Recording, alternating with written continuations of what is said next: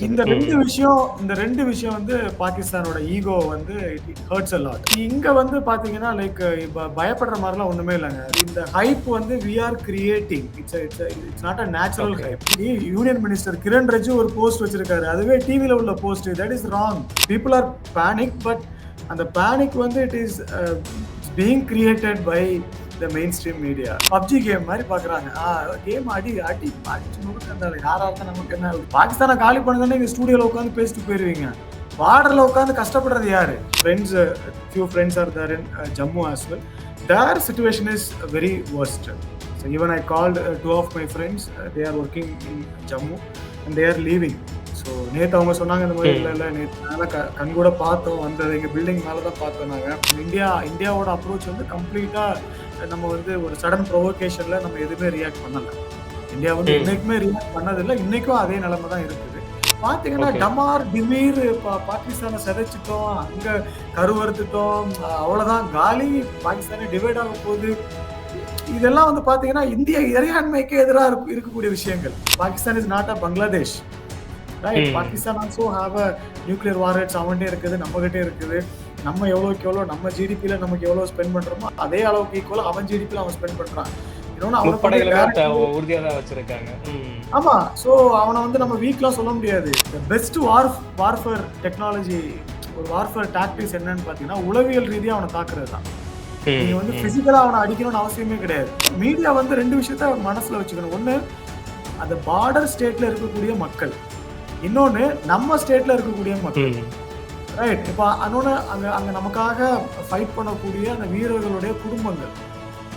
Right, so இதுல வந்து நீங்க ஒரு டிஆர்பி ரேட்டை ஏத்துறதுனால நீங்க என்ன உங்களுக்கு பெனிஃபிட் ஆகும்னு எனக்கு தெரியும்.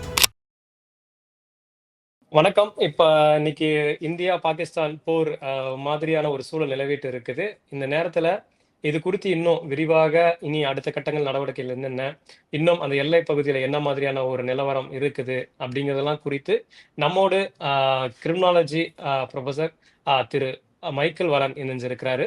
வணக்கம் சார். வணக்கம். வணக்கம் அரசு. நீங்க இப்ப வேற எல்லை பக்கத்துல தான் இருக்கிறீங்க. அங்க சூழல் எப்படி இருக்குது? இப்ப இங்க people are like everything seems to be normal. இப்போ நாங்கெல்லாம் இருக்கிறோம், everything seems to be normal, but the only problem is with the media. Like இப்போ நான் எங்க யூனிவர்சிட்டியில வந்து now today they have decided to conduct the exam even online. எங்க யூனிவர்சிட்டியில வந்து semester exam it's going to be happen by next week. So students எல்லாருமே parents have expressed more fear. இல்ல ஏன்னா இது ரொம்ப பக்கத்துல இருக்கு, நாளைக்கு எதுனாலும் நடக்கும். ஏன்னா because we are proximity to Delhi is very near. So இங்க இருந்து ஒரு 20 கிலோமீட்டர் தான் டெல்லிக்கு மெயின் போகணும் அப்படின்னு சொன்னா. ஸோ அதனால பேரண்ட்ஸ் ஆர் வெரி அஃப்ரைட் எங்க யூனிவர்சிட்டியில. So we have decided to conduct the exam even online. So people are panic, but அந்த பேனிக் வந்து it's being created by the main stream media. So that is my interpretation. So, but more or less, situation is quite normal here. நாங்க இருக்கிற இடத்துல normal தான். But I heard lots of என்னோட faculties friends நிறைய பேர் வந்து they are near Ambala, they are near Chandigarh. So அங்க இருக்கிறவங்க, அப்போ என்னோட friends, few friends are there in Jammu as well. Their situation is very worst. So even I called two of my friends. They are working in Jammu and they are leaving. So நேற்று அவங்க சொன்னாங்க இந்த மாதிரி இல்லை நேற்று மேலே கண் கூட பார்த்தோம், அந்த எங்கள் பில்டிங் மேலே தான் பார்த்தோம் நாங்கள். ஸோ ரொம்ப பயம் இருக்கிறது. பட் இப்போ நாங்கெல்லாம் வந்து லைக் ஊர்ல இருந்து இங்க மைக்ரேட்டா இங்க ஒர்க் பண்றோம். பட் இங்க இருக்கிற மக்களுக்கு எங்க போவாங்க? ஸோ அந்த மாதிரியான ஒரு கொஞ்சம் ஒரு பயமான சூழ்நிலை தான். ஆனா அந்த பயமான சூழ்நிலையும் கூட இட்ஸ் கிரியேட்டிங், நம்ம தான் கிரியேட் பண்றோம். அதிகமா ஊடகங்கள் தான் வந்து கிரியேட் பண்ண சொல்றீங்க. அந்த டைட்டில் வைக்கிறதா இருக்கட்டும், கருவறுத்த இந்தியா. ஆமா, ஊடகங்கள் மட்டும்தான் அதை கிரியேட் பண்றாங்க. ஸோ ரியாலிட்டிங்கிறது அப்படி கிடையாது. இப்போ உதாரணத்துக்கு இப்போ ஜம்மு காஷ்மீர்ல வந்து அங்க சிச்சுவேஷன் வந்து ஒரு கன் ஃபயர் நடக்குது அப்படின்னா அது வந்து அன்யூஷுவல் கிடையாது. ஸோ 60-70 வருஷமா நீங்க சும்மா வெளியில போனீங்கனாலும் எங்கேயாச்சும் ஒரு இடத்துல யாராச்சும் ஒரு ட்ரைனிங்க்கு சுடுற அந்த கன்னோட சவுண்ட் கூட நம்ம கேட்கும்.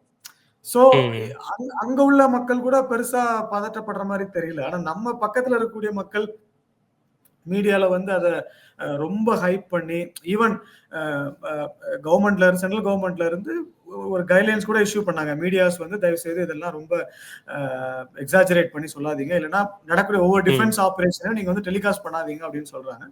பட் மக்கள் வந்து டிஆர்பி ரேட்டுக்காக இப்ப இன்னைக்கு வந்து இப்ப நான் எங்க யூனிவர்சிட்டியில இப்ப நான் வீட்டுக்கு போயிட்டு இப்ப நான் வர்றதுக்குள்ள நான் டிராவல் பண்ணக்கூடிய எங்க யூனிவர்சிட்டி கேப்ல பார்த்தா ஒரு 10 பேர் நியூஸ் தான் பார்த்துட்டு இருக்காங்க.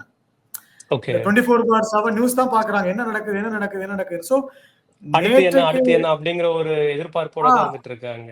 அப்படிங்கிற ஒரு அது வந்து இன்னைக்கு நிலைமைக்கு தேவையில்லைன்னு தான் நான் சொல்லுவேன். ஏன்னா கையாண்டுட்டு இருக்காங்க இப்ப கவர்மெண்ட் வந்து தேர் ஹேண்ட்லிங் இட் வெரி வெரி என்ன சொல்றது, ரொம்ப smart, very very smart and strategically. ரெண்டு விஷயம் எனக்கு ஐ வாஸ் ஒண்டர்ட் தான். ஏன்னா நம்பர் 1 என்ன அப்படின்னா அந்த ஒரு 9 ஸ்பாட்ஸை வந்து கரெக்டா ஐடென்டிஃபை பண்ணி அடிச்சது. அதுக்கப்புறம் following statement given by the ministry external அஃபேர்ஸ்ல இருந்து இந்த மாதிரி நாங்க வந்து வேற எதையுமே நாங்க டச் பண்ணல, ஒன்லி அந்த டெரரிஸ்ட் கேம்ப் மட்டும்தான் நாங்க வந்து டிஸ்ட்ராய் பண்ணியிருக்கோம் அப்படின்னு சொன்னது. நம்பர் 2 2 விமன் ஆபீசர்ஸை வச்சு அந்த பிரஸ் மீட் கொடுத்தது. ஸோ இந்த ரெண்டு விஷயம் வந்து பாகிஸ்தானோட ஈகோ வந்து it hurts a lot. So அவங்களுக்கு வந்து என்னன்னா they want to take a retaliation, பதிலுக்கு ஏதாச்சும் கொடுக்கணும். ஆனா லார்ஜ் ஸ்கேல்ல வார் மாதிரி போறதுல அதுல Pakistan also nose, India also nose. So அது ஸ்ட்ராட்டஜிக்கா அப்ரோச் பண்றாங்க. நம்ம இந்தியாவோட அப்ரோச் வந்து கம்ப்ளீட்டா நம்ம வந்து ஒரு சடன் ப்ரொவோகேஷன்ல நம்ம எதுவுமே ரியாக்ட் பண்ணல. இந்தியா வந்து இன்னைக்குமே ரியாக்ட் பண்ணதில்லை, இன்னைக்கும் அதே நிலைமை தான் இருக்குது. எதிர்வினை ஆற்றிருக்கோம் அப்படிங்கறத சொல்லியிருக்காங்க இல்லைங்களா? இந்தியா வந்துட்டு நாங்க போராட்டத்துல அவங்க பண்ணனதுக்கு நாங்க எதிர்வினை ஆற்றி இருக்கோம். அதுதான் இப்போ வந்து அவங்க நம்ம பெல்காம்ல அடிச்சதுக்கு நம்ம ஒரு 9 ஸ்பாட் நம்ம டார்கெட் பண்ணியிருக்கோம். பட் அவங்க என்ன சொல்றாங்கன்னா they are not taking responsibility for Belgaum attack. Belgaum attack வந்து பாகிஸ்தான் வந்து ரெஸ்பான்சிபிலிட்டி எடுத்துக்க மாட்டேங்கிறாங்க.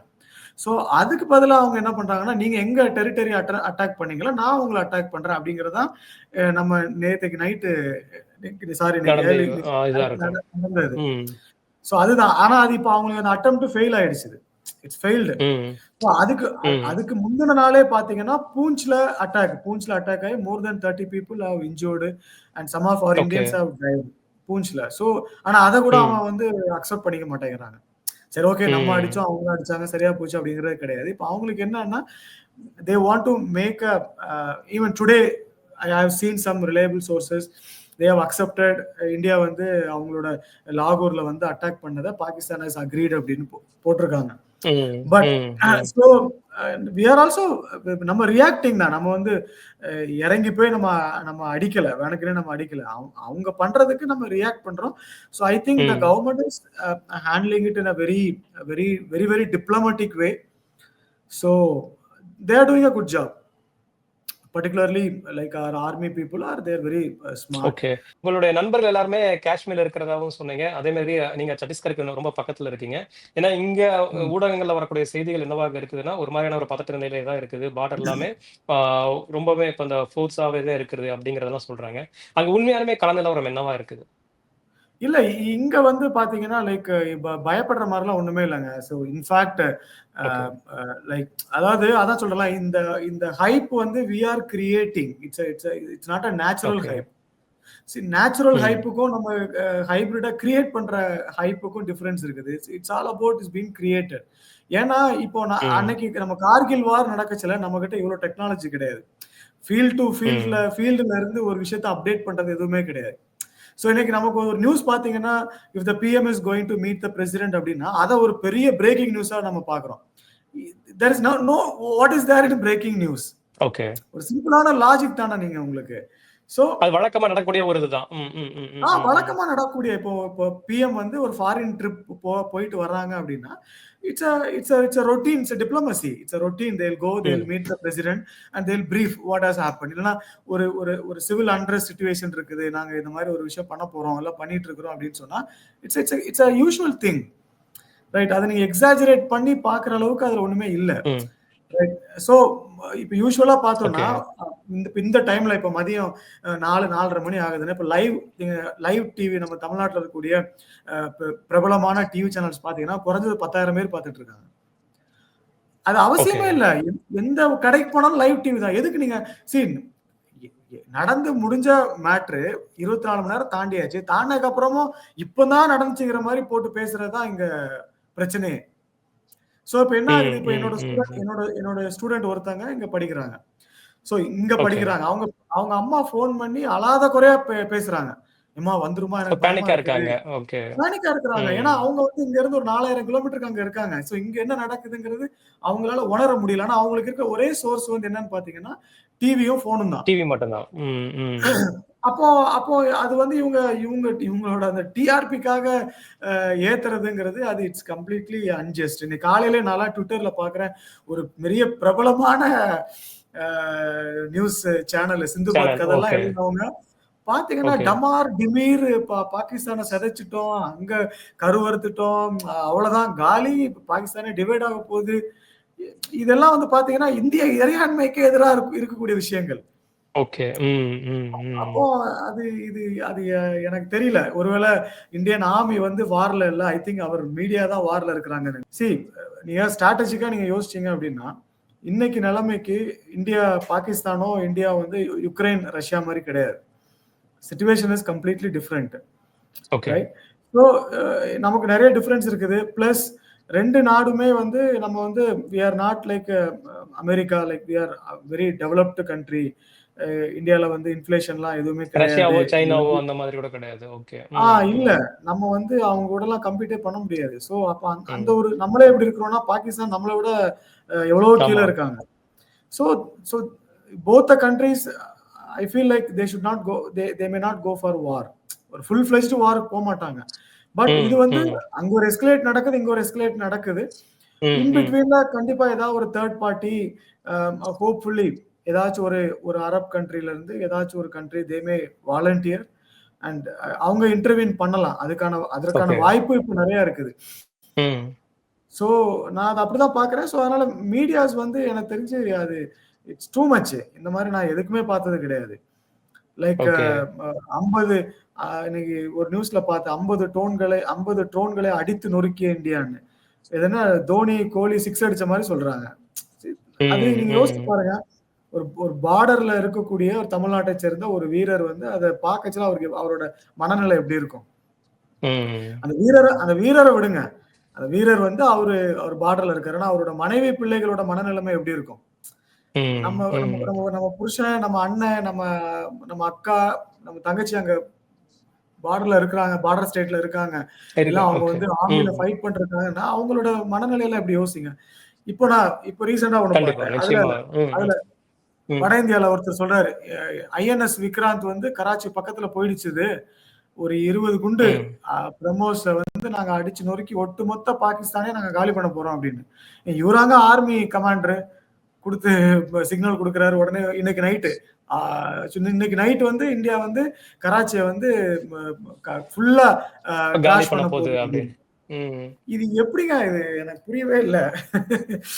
அதனால இது நான் சும்மா இருக்கிற இப்ப நாங்கெல்லாம் யோசிக்க மாட்டோம், நமக்கே பயமா இருக்கு. ஏன்னா இவங்க கொடுக்குற ரியாக்ஷன் பார்த்தா பசங்க எல்லாம் நீங்க பக்கத்துல தாங்க பாத்துட்டு இருக்கீங்க, உங்களுக்கே தெரியாத விஷயங்கள் எங்க இருந்து சொல்லும் போது இன்னமும் ஒரு மாதிரி ஐயோ நமக்கே தெரியாம இருக்குதோ அப்படிங்கிற ஒரு பதட்டமும் இருக்கிறது.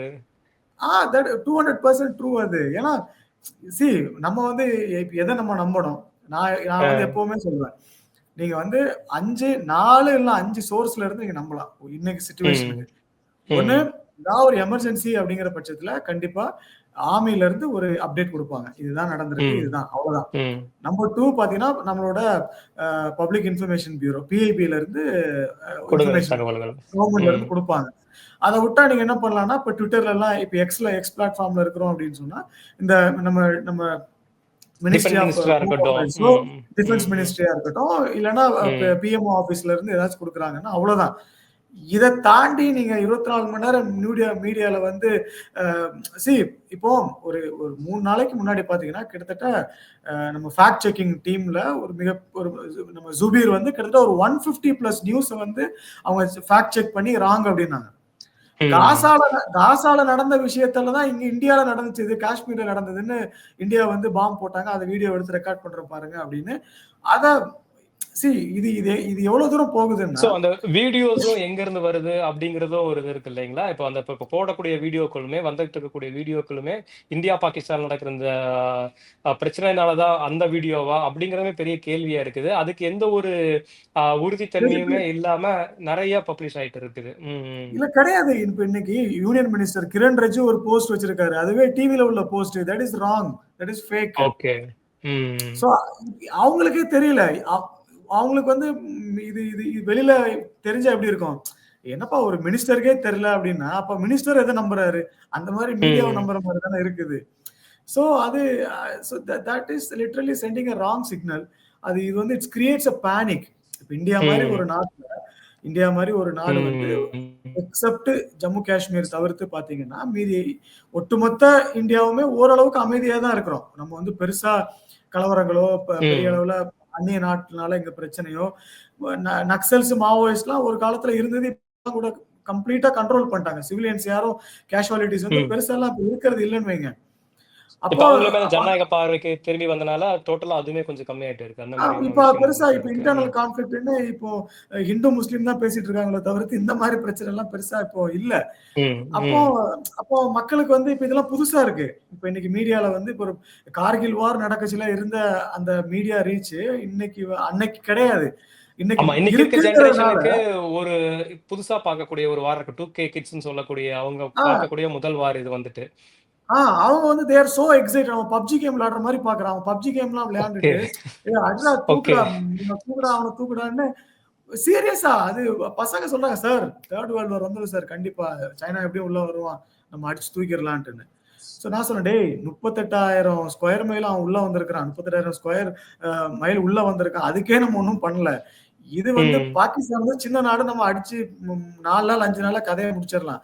ஆனா அதுவுமே முடிக்க முடியாது. இப்போதைக்கு Pakistan is not a Bangladesh.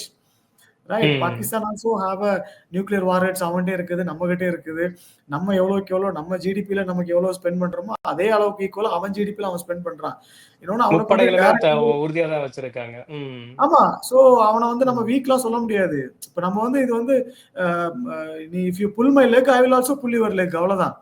இப்ப அதுதான். ம். இப்ப நீ என்ன ம். என் கால பிடிச்சு இழுத்தனா, நானும் உன் கால பிடிச்சு இழுத்துருவேன். எனக்கு இப்ப நான் ஒண்ணுமே ஆகல அப்படின்னா, நான் உன்ன காலி பண்ணிட்டு நானும் காலி ஆயிருவேன். அவ்வளவுதான். ம். சோ ம். இட்ஸ் வெரி கம்ப்ளீட்லி சென்சிட்டிவான விஷயங்கள் இது. நம்ம வந்து இத அதுக்காக வந்து எந்த இன்ஃபர்மேஷனும் மக்களுக்கு போகாம இருக்கணும் அப்படிங்கிறதெல்லாம் கிடையாது. இல்ல அது பட் கொடுக்கறதுல ஒரு பொறுப்பு வேணும் அப்படிங்கிறது உங்களோட பார்வையா இருக்கு இல்லையா? அப்படி எடுத்துக்கலாம். கண்டிப்பா, ம். கண்டிப்பா, கண்டிப்பா, கண்டிப்பா. இப்ப நான்லாம் வந்து நம்ம அவ்வளவு பயப்பட மாட்டேன். இதெல்லாம் பார்த்ததுக்கு அப்புறம் நான்லாம் 24/7 நியூஸ் சேனல பார்க்கிறத விட்டு கிட்டத்தட்ட 2 வருஷம் ஆகுது. இது hmm. It's it's it's something like psychologically they are அஃபெக்டடான்னு எனக்கு புரியல.